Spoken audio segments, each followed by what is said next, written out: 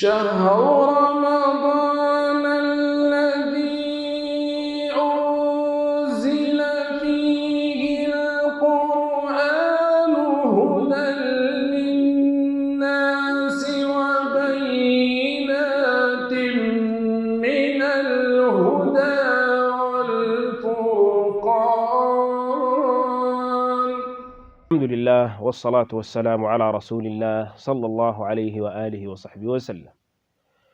وكان من هديه صلى الله عليه وسلم ذكر فضائل رمضان ليستثمره الناس، فكان النبي صلى الله عليه وسلم يقول: إن لله في أيام دهركم نفحات فتعرضوا لها واسألوا الله أن يستر عوراتكم ويؤمن روعاتكم.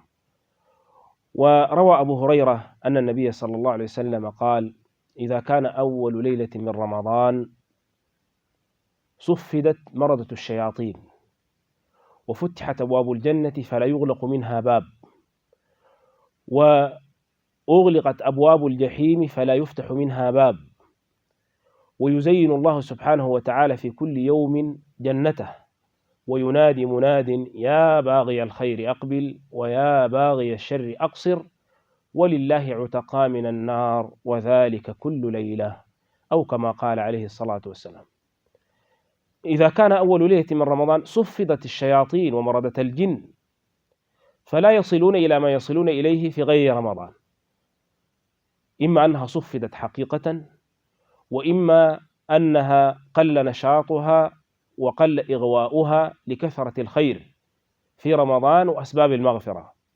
وفتحت أبواب الجنة على ظاهرها، أبواب الجنة 8 فتحت، وغلقت أبواب الجحيم 7 على ظاهرها. وقيل هذا كناية عن توفر أسباب المغفرة والعفو في رمضان وقلة الشرور والمعاصي في رمضان. ثم ينادي مناد: يا باغي الخير أقبل، أي يا طالب الخير أقبل، هذا أوانك وهذا زمانك. ويا باغي الخير ويا باغي الشر أقصر، هذا ليس زمانك وليس أوانك، فأقصر عن الشر. ولله عتقا من النار وذلك كل ليلة. وفي حديث أبي سعيد الخدري: ولله عتقا من النار وذلك كل ليلة لكل منهم دعوة مستجابة.